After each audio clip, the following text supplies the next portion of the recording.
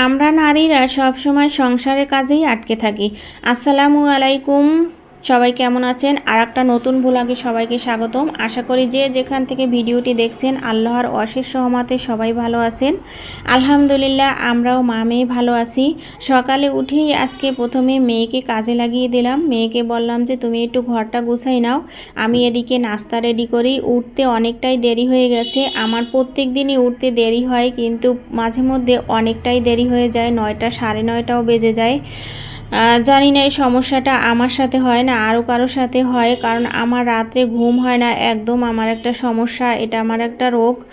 তো কি করব, শেষ রাতে যখন ঘুমাই তখন দেখা যায় সকালে আর ঘুম থেকে উঠতে পারি না। আর ঘুমটা যদি পুরো করে না উঠি তাহলে আমার প্রচুর পরিমাণে মাথা ঘোরায়, মাথা ব্যথা করে, চোখে ব্যথা করে, যেহেতু আমার মাইগ্রেনের সমস্যা আছে। তো তারপরে কি করলাম, নাস্তা রেডি করে নিলাম। মেয়ে ঘর গুছাচ্ছিল আর আমি নাস্তা রেডি করলাম। যেহেতু মেয়ে আছে এজন্য এক এক দিন এক এক ধরনের নাস্তা করা হয়। প্রত্যেক দিন একই ধরনের নাস্তা খেতে ভালো লাগে না। প্রায় আমরা সকালে ভর্তা ভাজি ভাত খাই। আজকে বললাম মেয়েকে গোলা রুটি বানাই। গোলা রুটিও অনেক দিন ধরে খাওয়া হয় না। আর সাথে চা করে নিলাম। আমার মেয়ে হচ্ছে চা খোর, সে চা না হলে একদম চলেই না। সাথে আমিও একটু খেয়ে নিলাম। আর আমি যেহেতু অর্ডারই কাজ করি, সব সময় কম বেশি অর্ডার একটু থাকে। তো আগের দিন আমি কাপড় কেটে রাখি আর পরের দিন সেলাই করি। আগের দিন কাটা হয়নি, কালকে যেহেতু আমার শরীরটা ভালো লাগছিল না এজন্য কাটছিলাম না। এজন্য সকালে উঠেই নাস্তার পরে কাপড় কেটে সেলাই করে নিলাম। এগুলো আজকে ডেলিভারি দিতে হবে, একটু তাড়াও ছিল। তো আমার সেলাই করাও কিন্তু হয়ে গেছে। এগুলো আজকে সব সেলাই করে নেই, আগের দিনও সেলাই করা ছিল। তারপরে আমি সকালে মেশিনের কাজ শেষ করে তারপরে সেলাইয়ের কাজের পরে আমি আগে ঘরটা ঝাড়া মোছা দিয়ে নিই, তারপরে রান্নার কাজে যাই। না হলে আমার কাছে শান্তি লাগে না। ঘরের ভিতরে কাপড় সুতা এগুলো যদি থাকে নোংরা, আমার কাছে একদম অস্বস্তি লাগে, কাজ করেই শান্তি পাই না। আর আজকে কি করলাম, আমি জুতার সেলফটা পরিষ্কার করব।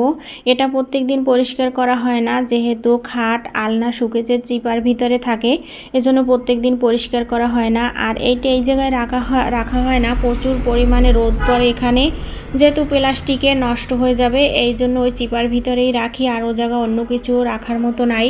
এদিকে আমার মেয়ে রান্নার জন্য সব কিছু রেডি করে রাখছিল। লইট্টে শুটকি দিয়ে আজকে পেঁপে আর আলু রান্না করব, আর পেঁপে ভর্তা করব কুচা চিংড়ি দিয়ে। তো এই কুচা চিংড়িটা আগের দিন তরকারি রান্না করছিলাম, সামান্য কিছু থেকে গেছিলো, জাল করে রাখছিলাম। এখন আবার একটু ভালো করে জাল করে তারপরে বেটে রাখবো ভর্তা করার জন্য।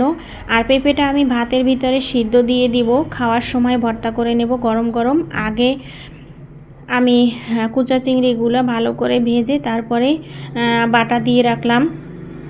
আর লইট্টে শুটকিটা কিন্তু আমার এক কাস্টমার দিয়ে গেছিলো অনেকগুলো লইট্টে শুটকি, তো খাওয়া প্রায় হয়ে গেছে, আর একজনকে দিয়েছিলাম।